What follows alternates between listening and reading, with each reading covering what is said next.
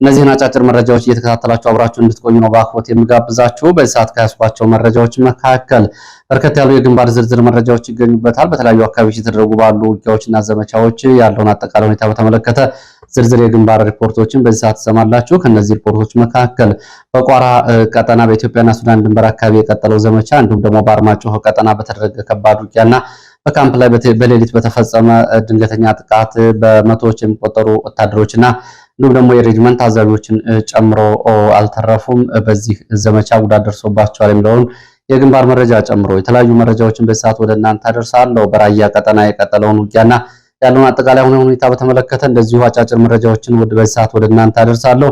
በርከት ያሉ የግንባር ዝርዝር መረጃዎችን በተለይ በአማራ ክልል ያለውን አጠቃላይ ሁኔታ በተመለከተ በአጭር ደቂቃዎች ያለውን አጠቃላይ የውሎ መረጃዎችን የምትከታተሉበት የመረጃ ጊዜ ላይ እንገኛለን።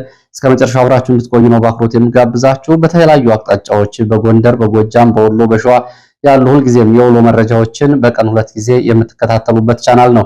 ሰብስክራይብ ያላደረጋችሁ ወዳጅ ዘመዶች ካላችሁ ሰብስክራይብ በማድረግ ቤተሰብ ብትሆኑ በየቀኑ ትኩስ የግንባር መረጃዎች፣ አዳዲስ የዘገባዎች ፖለቲካዊ፣ ዲፕሎማሲያዊ መረጃዎችን የምትከታተሉ ይሆናል። ይሄን እያደረጋችሁ እንዲሁ ለዘለቃችሁ አድማጭ ተመልካቾች ደግሞ አሁንም በዚሁ ቀጥሉ። አሁንም ሰብስክራይብ አድርጉ።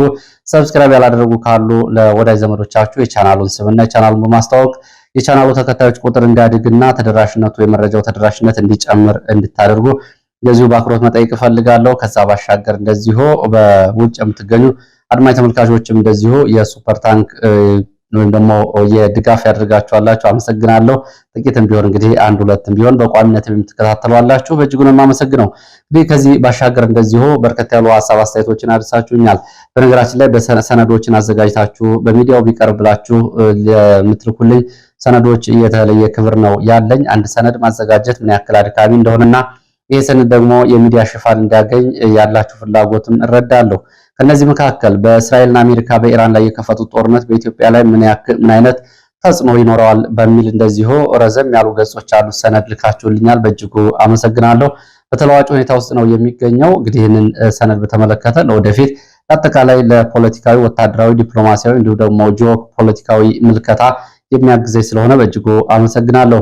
ከዛ ባሻገር እንደዚሁ የተለያዩ መልእክቶችንም ልካችሁልኛል። በየአካባቢው የሚፈጸሙ ግፍና ሰቆቃዎችን በተለይ በዚህ በአማራ ክልል ባለው ጦርነትና በመላ ኢትዮጵያ በኢትዮጵያ ኦርቶዶክስ ተዋሕዶ ቤተክርስቲያን ላይ ያነጣጠረው ጥቃት መቼ ይቆማል? ቤተክርስቲያኗና አባቶችስ መቼ ነው ምላሽ የሚሰጡት? የሚል እንደዚሁ ዛሬ የወጡ ፎቶግራፎችን በትላንትናው ዕለት በደቡብ ጎንደር ላይ ጋይንት ወረዳ ሳሊ ባለእግዚአብሔር ቤተክርስቲያን የተጨፈጨፉ ዲያቆናትንና ካህናትን በተመለከተ በቤተክርስቲያኗ ትልቅ ሐዘን መኖሩን የሚገልጸው መረጃ ልካችሁ የቤተክርስቲያኗ አባቶች መቼ ነው የሚሰማቸው? ተተኪ እስኪያልቅ ድረስ ነው ወይ ቆመው የሚጠብቁት? የሚል ተጠየቅ ያለው አስተያየትም አድርሳችኋል። እንግዲህ በየቦታው ያለው ነገር ያውቁታል። አሁን ከዚህ ጋር በተያያዘ የማድረሳችሁ መረጃም ይኖራል። ከፋኖ ጋር እኩል እንደዚሁ የቤተክርስቲያኗ ካህናት፣ ዲያቆናት፣ መነኩሳት የጥቃት ኢላማ ሆነዋል። እንደውም አንድ ጀነራል ነጭ ቦኔት የለበሱ ወይም ደግሞ ነጭ የጠመጠሙ ጠላቶቻችን የሚል ንግግር አድርጓል። አንድ የህዝብ መድረክ ላይ ህዝቡን በዚህ ንግግር ተከፍቷል። በነገራችን ላይ ብዙዎቹ ወታደሮች በተለይ ከደቡብ ኢትዮጵያና ከመካከለኛ ኢትዮጵያ አካባቢ እንዲሁም ደግሞ ከጠረፍ የኢትዮጵያ አካባቢዎች ወደ አማራ ክልል አካባቢ ዘመቻ ያደረጉት የአካባቢውን ወግና ባህል ጭምር በይፋ በሚጥስ መልኩ ነው ንግግሮችን የሚያደርጉት። ይሄ ደግሞ በየቀኑ ህዝቡ ከነሱ እየራቀ የፋኖ ደጋፊ እንዲሆንና ጉዳዩ እውነተኝነቱን እያረጋገጠ ነው የሚገኘው። የሚያደርጓቸው ንግግሮች ጭምር በጣም አስከፊ ናቸው። ከዚህ ንግግር በመነሳት በጅምላ የሚያደርጉት ጭፍጨፋም እንደዚሁ የዚሁ ማሳያ ነው። እነዚህን አስተያየቶች ተመልክቻለሁ። ወደ መረጃዎቹ ሲሄድ መቀሌ የሚወስድን መረጃ አለ። በመቀሌ መረጃችን ደግሞ ሁለት የተለያዩ ባህሪያት ያለው መረጃ ነው ያለው። ጀነራል ታደሰ ወረደ መግለጫ ሰጥቷል። ወደ አዲስ አበባም ደውሏል። ወደ አዲስ አበባ ደውሎ ምን ምላሽ ተሰጠው የሚለውንም አደርሳለሁ። መግለጫውስ ምን ጉዳዮችን አነሳ የሚለውንም እንደዚሁ የምትከታተሉ ይሆናል። አብራችሁን ቆዩ። እንግዲህ በእነዚህ አጫጭር ደቂቃዎች በርካታ መረጃዎችን ነው የምታገኙት። አብራችሁን ቆዩ። ወደ መረጃዎቹ ሄዳለሁ። ወደ መረጃዎቹ ሲሄድ የመካከለኛው ምስራቅ መረጃን ላስቀድም። አጭር መረጃ ነው። ምክንያቱም ላይ በመካከለኛው ምስራቅ መረጃ ስለ ኢራን ያለ አረዳድ በተመለከተ የሚል አስተያየት አይቻለሁ። እኔ ኢራን ላይ፣ እስራኤል ላይ፣ አሜሪካ ላይ የተለየ አረዳድ የለኝም። ኢራን ግን የተፈጸመባትን ይህንን ሁለት ግዙፍ ሀያላን ሀገራት የፈጸሙባት ጥቃት ላይ አጸፋ ምላሽ የሰጠችበት ዓለምን አስገርሟል። ከዛ አንጻር ማለት ከተሰጣት ግምት አንጻር ነው ኢራን የተገኘችው እንጂ የደረሰባት ውድመት በመሪዎቿ እንዲሁም ደግሞ በዘመናት የማይገኙ የፊዚክስ የኒውክሌር ሊቃውንቶቿ መሪዎቿ አልቀዋል። ይህን መመከት አልቻለችም። እንዲሁም ደግሞ አሁንም ከስትራቴጂክ አጋርነት ይልቅ ታክቲካል የሆነ አጋርነት ታጣቂ የምትደግፈው ታጣቂ የምታስታጥቀው ጉዳይ ለኢራን ወደፊትም የከፋ አደጋ ይዞባት እንደሚመጣ ፖለቲካዊና ወታደራዊ ሁኔታውን እረዳለሁ። ከዛ አንጻር ተመልከቱት። አስተያየቱን አይቻለሁ። አመሰግናለሁ። መካከለኛው ምስራቅ ስንሄድ ዛሬ አስደንጋጭ መረጃ እንደገና ወጥቷል። በዛሬ ከወጡ መረጃዎች መካከል አስደሳች በሚል የነዳጅ ዋጋ $100 ወደ $87 እንዲቀንስ አድርጎት የነበረው የሆርሙዝ ሰርጥ መከፈትና ሁለቱ አሜሪካና ኢራን ወደ ስምምነት መድረስ ከተዘገበ ከ24 ሰዓታት በኋላ እንደገና ሌላ አስደንጋጭ መረጃ ወጥቷል። ይህ ምንድነው? ሆርሙዝ ሰርጥ እንደገና በኢራን ተዘግቷል። ይህንን ሰርጥ እና መመሪያ የተላለፈውን ተላልፎ የተገኙ መርከቦች ላይም የኢራን የምድር ጦር እንደዚሁ ጥቃት አድርሷል። የባህር ኃይሏም እንደዚሁ ይህንን ለመዝጋት ሙሉ በሙሉ እንቅስቃሴ አድርጓል። አሜሪካኖቹም እንደተዘጋ አረጋግጠዋል። ይሄ አስደንጋጭ ሆኗል። እንደገና ኢራን ሰርጡን ለመዝጋት ያሰብኩት ወይም ደግሞ ሰርጡን ለመዝጋት የተገደድኩት በስምምነቱ መሰረት በኢራን ላይ የተጣሉ እገዳዎችና ገደቦች ስላልተነሱ ነው በሚል ምላሽ ሰጥታለች። ሌላው የኢራን የውጭ ጉዳይ ሚኒስትር ደግሞ ሌላ እንደዚሁ የስምምነቱን ተግባራዊነት አደጋ ላይ የሚጥል ንግግር ተናግረዋል። የኢራን የውጭ ጉዳይ ሚኒስትር ቃል አቀባይ እስማኤል ሀጋይ የበለጸገ ዩራኒየም ወይም ደግሞ የኒውክሌር ብናኞች እንደ ኢራን አፈር የተቀደሱ ስለሆኑ ወደ የትኛውም ሀገር ተላልፈው አይሰጡም ብለዋል። አሜሪካኖቹ ደግሞ ኒውክሌር ለመስራት የሚያገለግለውን የበለጸገ ዩራኒየም ለመቀበል ተዘጋጅተናል፣ ኢራንም በዚህ ተስማምታለች የሚል መግለጫ ሰጥተው ነበር። እንደገና የኢራን ባለስልጣናት ይሄ ሐሰት ነው ብለዋል። እንዲሁም ደግሞ በደቡብ ሊባኖስ በኩል ያሉ ወደ 60 ኪሎ ሜትር አንዳንድ ቦታ 30 ኪሎ ሜትር ዘልቃ እስራኤል የቢጫ መስመር ወይም ደግሞ ይህን መስመር ተላልፈው የተገኙ ለደህንነት የስጋት በሚል እና በዚህ ቀጠና ውስጥ ያሉ የትኛውንም የአካል ለስጋት ያሰጋኛል የምትለው እርምጃ ለመውሰድ ወታደራዊ መግለጫ ሰጥታለች። የሆርሙዝ ሰርጥ ተዘግቷል የተባለው እንግዲህ ተከፍቷል የሚለው ዜና በተሰማ በ24 ሰዓት ሳይሞላ ነው። ይህም ሌላው አስደንጋጭ ዜና ነው። ወደ መረጃዎቹ ሲሄድ ምርጫ ጋር የተያዙ ፖለቲካዊ መረጃዎችን ወደ እናንተ አደርሳለሁ። ምርጫን በሚመለከት በርካታ ጉዳዮች ናቸው እየተሰሙ ያሉት። አሁን እዛ ከያዝኳቸው መረጃዎች መካከል ደግሞ የምርጫ ካርድ አልወሰዳችሁም የተባሉ የፖሊስ አባላት ከስራ ተባረዋል የሚል ነው በአዲስ አበባ የተሰማው። እንግዲህ ለወትሮ የደህንነት የጸጥታ የፖሊስና የመከላከያ አባላት በእንደዚህ አይነት የፖለቲካ ውሳኔዎች ላይ ወይም ደግሞ ድምጽ በመስጠት በኩል ገለልተኛ ናቸው፣ አይመርጡም፣ አይመረጡም። የትኛውንም በህዝብ የተመረጠ ሉዓላዊ ስልጣን ያለውን አካል ይጠብቃሉ ነበር ለወትሮ የሚባለው። አሁን የምርጫ ካርድ አልወሰዳችሁም የተባሉ የፖሊስ አባላት ከስራቸው ተባረዋል በአዲስ አበባ። እንግዲህ በታሪክ የሚመዘገብ አስቂኝ የምርጫ ዜና ነው። በምስራቅ ጎጃም ቢቡ ወረዳም ሚሊሻ ቤት ለቤት እየዞረ በግዳጅ የምርጫ ካርድ እያደለ ነው የሚገኘው። በዚህ ደግሞ ከተሰሙት መረጃዎች መካከል በቅርቡ ለሞቱ ሰዎች ጭምር የአካባቢ ሚሊሻዎች በህይወት አሉ በሚል የምርጫ ካርድ እየሰጡ ነው የሚገኘው። እንግዲህ ለቤተሰብ ሰጥተዋል። ይህንን የተመለከተው የአካባቢው ህዝብ እንደዚሁ ቀልድ እየቀለደ ነው የሚገኘው። እነማይ ወረዳ ቤት ለቤት እየዞሩ በቤት ለቤት የምርጫ ካርድ የሰጡ የሚሊሻ አባላት እንደዚሁ ህዝቡ ቀልዶባቸዋል። ምርጫ ካርዱን ከቤት ድረስ አምጥታችሁ ሰጥታችሁናል፣ በኋላ ምርጫው ሲደርስስ ወስዳችሁ ትመርጣላችሁ የሚል ቀልድ ስለመቀለዱ የዓይን እማኞች ገልጸዋል። ምርጫ ሲደርስ መጣችሁ ካርዳችሁ እንድትወስዱ እንዳትረሱት፣ መጣችሁ እንደሰጣችሁን መጣችሁ ሰዱት የሚል ምላሽ ነው የሰጣቸው። ቢቸና ከተማ እንደዚሁ ምስራቅ ጎጃም ለገበያ የሄዱ አርሶ አደሮች ወደ ገበያ ለመግባት የምርጫ ካርድ መያዝ አለባችሁ በሚል ገበያ ዳር ምርጫ ካርድ የተሰጣቸው እንደነበር የመረጃ ምንጮች ገልጸዋል። በዚህም ወከባ ደርሶባቸዋል። ምርጫ ካርድ ያልወሰዱ አርሶ አደሮች ማዳበሪያ፣ ምርጥ ዘር፣ የጤና መድንና ሌሎች አገልግሎቶች እንደማያገኙ በግልጽ ተነግሯቸዋል። በእነዚህ አገልግሎቶች እያስፈራሩ ነው ምርጫ ካርድ እየሰጡ ያሉት። ሌላው ደግሞ የሚሊሻ ቀለብና የሚሊሻ መዋጮ የሚሊሻ ደሞዝ ህዝቡ ማዋጣት አለበት በሚል እንደዚሁ ማዋከብ እየተፈጸመ መሆኑን እንደዚሁ መረጃዎች ያሳያሉ። አዲስ አበባ የፖሊስ አባላት ካርድ አልወሰዳችሁም በሚል ከስራ ተባረዋል። እንደዚሁ ደግሞ ቤት በተለይ ካምፕና የመጠለያ የተሰጣቸው ፖሊሶች እንደ ቋሚ ነዋሪ ስለምትታዩ ብልጽግናን መምረጥ አለባችሁ፣ ማስመረጥ አለባችሁ የሚል ትዕዛዝም ተሰጥቷል። እንግዲህ ካርድ ያልወሰዱ የፖሊስ አባላት ከስራ ታግደዋል በአዲስ አበባ።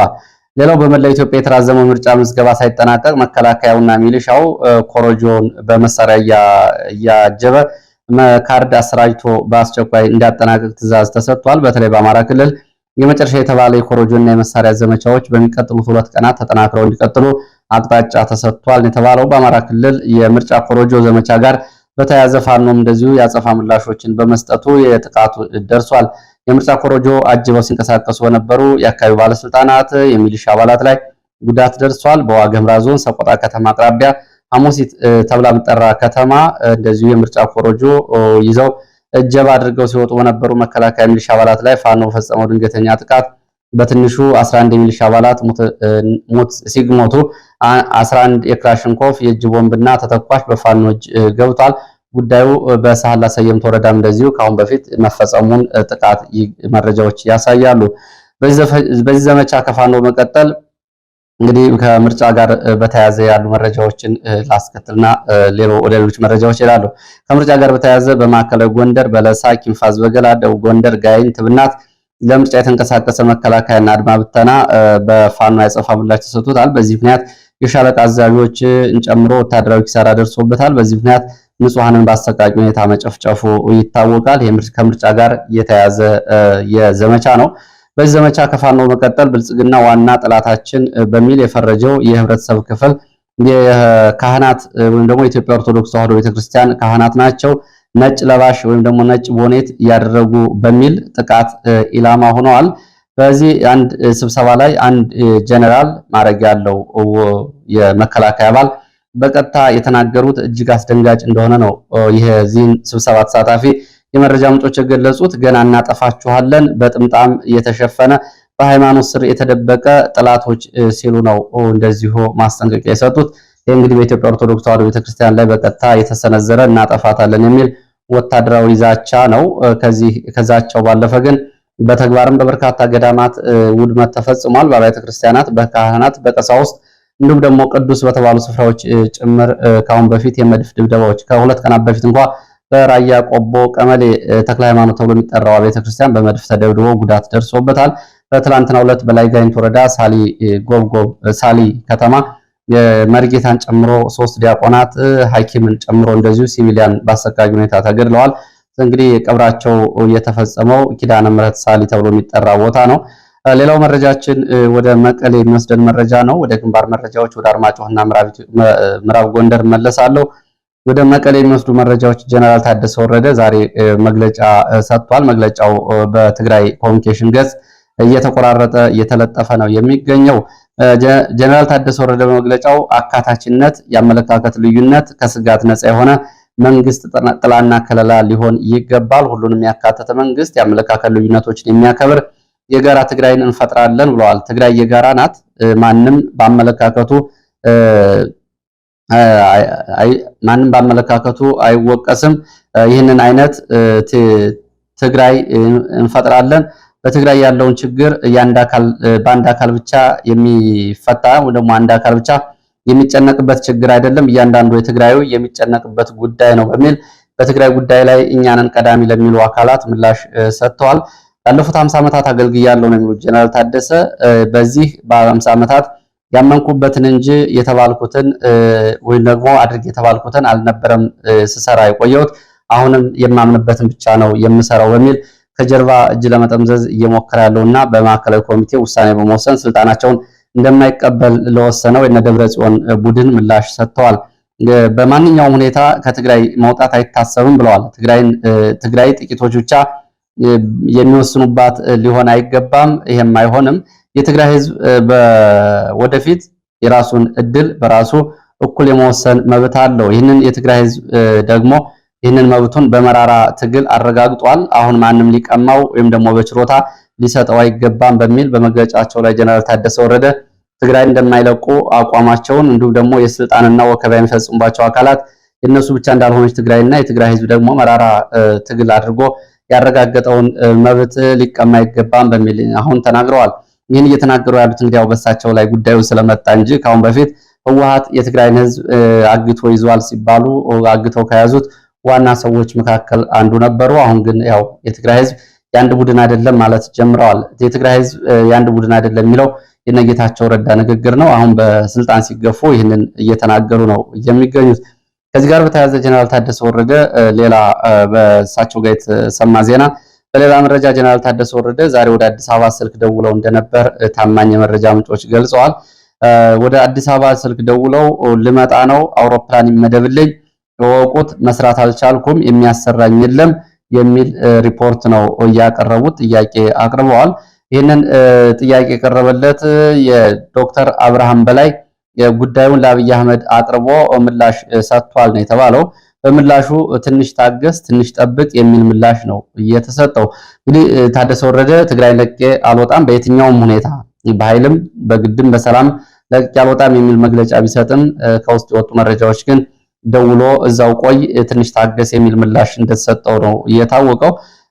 ጀነራል ታደሰ ወረደ ምን ሊደረግለት ነው? እዛ የሚጠብቀው ምን ታስቦ ነው? እስከ መቼ ነው የሚለው ግን የታወቀ ነገር የለም ነው ያሉት የቅርብ የመረጃ ምንጮች። ወደ ሌሎች መረጃዎች ሲሄድ በጎንደር ከተማ አሳዛኝ መረጃ ተሰምቷል። ጎንደር ከተማ 2 ህጻናት በአሰቃቂ ሁኔታ ተገድለዋል። እውነት ለመናገር እንደዚህ አይነት ዜናዎችን ማቅረብ እጅግ የሚሰቀጥጥ ነው። ላለፉት 6-5 ዓመታት በተለይ ላለፉት 3 ዓመታት በከተሞች ጭምር በገታ ምክንያት ይሄ አሰቃቂ ዜና ሲቀርብ ነው እየቆየው። ከ2 ቀናት በፊት አንድ የአድማ ብተና አዛዥ በባህር ዳር የፈጸመው አሰቃቂ ግፍ ይታወቃል። አሁን ደግሞ የ8 ዓመትና የ12 ዓመት ታዳጊዎች በአጋቾች ከታገቱ በኋላ በአሰቃቂ ሁኔታ ተገድለው ተጥለዋል ነው የተባለው። ጎንደር ከተማ ነው ይሄ የሆነው። አፋይ ቡድኑ በአሰቃቂ ሁኔታ ገድሎ ጥሏቸዋል እነዚህን ታዳጊዎች።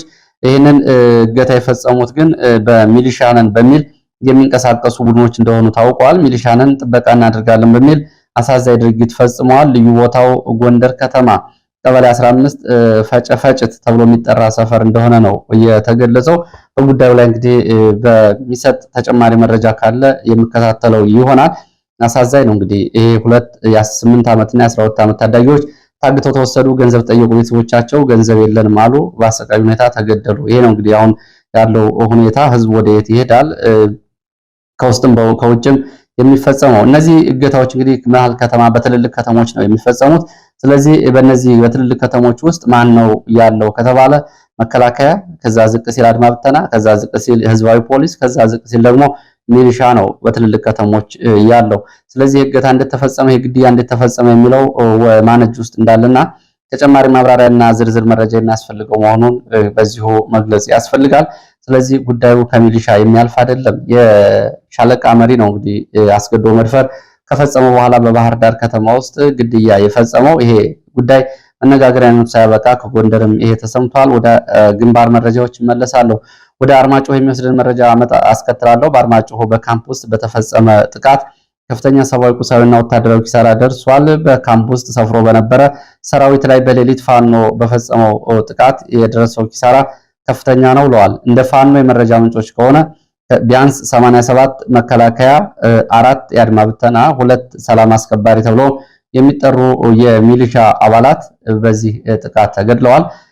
2 የሬጅመንት አዛዦች፣ 2 የሻምበል ማዕረግ ያላቸው እንደዚሁ በጥቃቱ አዛዦቹ አብረው ስለመገደላቸው እና እየቆሰሉ ደግሞ ከ35 በላይ እንደሆኑና ወደ ተለያዩ ሆስፒታሎች ስለመወሰዳቸው ነው የመረጃ ምንጮች የገለጹት።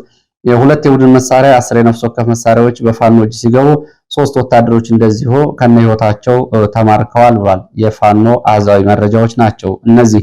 በሌላ በዚሁ በአርማጭሆ በደዊ ጃንሱማ ክሽ ተብሎ በሚጠሩ በ3 ግንባሮች ከተንቀሳቀሰ መከላከያ ጋርም እንደዚሁ ውጊያ ተደርጓል። ውጊያው ሽመልበር ተብሎ የሚጠራ ቦታ ነው እየተደረገው። በዚህ ውጊያ የደረሰው ጉዳት አልታወቀም። አሃዛዊ መረጃዎቹም በዝርዝር አልወጡም። ሌላው 3ኛ ቀኑን በያዘው ቀጠና ቋራ ቀጠና ነው። ቋራ አይሰጋ፣ ሰርፈርዲ ተብሎ በሚጠሩ ቦታዎች በ4 አቅጣጫ ፋኖን ከበባ ውስጥ ለማስገባት ከተንቀሳቀሰ እግረኛ ኃይል ጋር ለሰዓታት የቆየ ውጊያ ተደርጓል።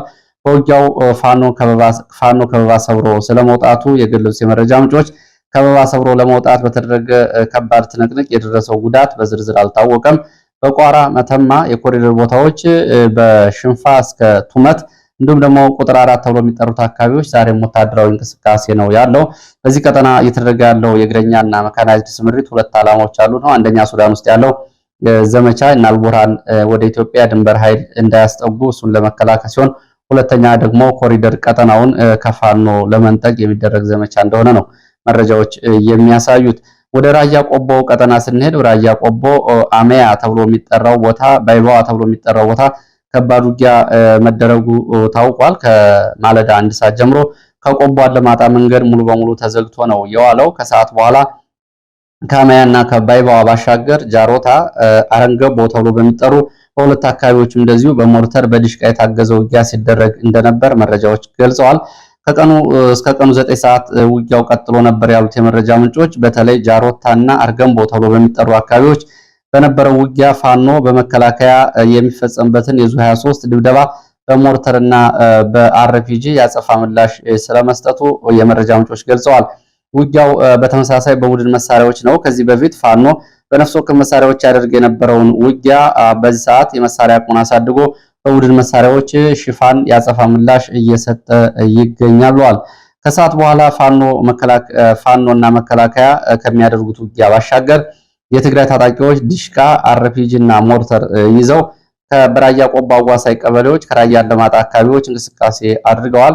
ከነዚህ መካከል አዲሱ ሰፈር ተብሎ ከሚጠራው አካባቢ ወደ ገርደዩ እንዲሁም ወደ ቦታ ማርያም አቅጣጫ እንቅስቃሴ አድርገዋል። ዲሽቃ፣ አርፒጂ እና ሞርተር ታጥቀው ከዚህ ባሻገር እንግዲህ በራያ ቆቦ ሰሞኑን በተደረገው ውጊያ ከፍተኛ ሰብአዊ፣ ቁሳዊ፣ ወታደራዊ ኪሳራ መድረሱን ነው መረጃዎች የሚያሳዩት።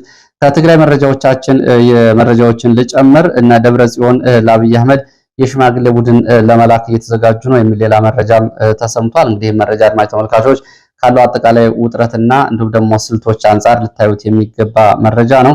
እነ ደብረ ጽዮን የክልሉን አስተዳደር ሙሉ በሙሉ እንዲሰጣቸው፣ ህወሓት የፖለቲካ ህጋዊ ሰውነቱ እንዲመለስ እነዚህ ሁለት ጉዳዮች የሚከናወኑ ከሆነና በስምምነቱ መሰረት ጀነራል ጻድቃን ወይም ደግሞ ነጌታቸው እውቅና ያላቸው እነሱ ናቸው የሚለው ጉዳይ ተነስቶ ለደብረ ጽዮን እውቅና የሚሰጥ ከሆነ በአብይ አህመድ ስር ለመተዳደር ፈቃደኛ መሆናቸውን የሚገልጽ የሽማግሌ ቡድን ነው አቋቁመዋል የተባለው። እንግዲህ ወልቃይትንም ሌላውንም ስንቆጣጠር እንደማለት ነው። ጀነራል ጻድቃን ደግሞ የትግራይን ፖለቲካ መውጫ መንገድ የሚል ሰነድ ስለማዘጋጀታቸውና የሰነድ ለባለድርሻ አካላት እና ለዲፕሎማሲው ማህበረሰብ ለማስረዳትና ለማቅረብ ዝግጅት እየተደረገ መሆኑን የወጡ መረጃዎች ይገልጻሉ። እንግዲህ በዚህ በተለያዩ አካባቢዎች ለዚህ ሰዓት የሰበሰብኳቸው መረጃዎች እነዚህ እንደመስሉት። ስለተከታተላችሁ በእጅጉ አመሰግናለሁ። በሌላ ተመሳሳይ መርሃ ግብር እንገናኛለን። እስከዛው መልካም ጊዜ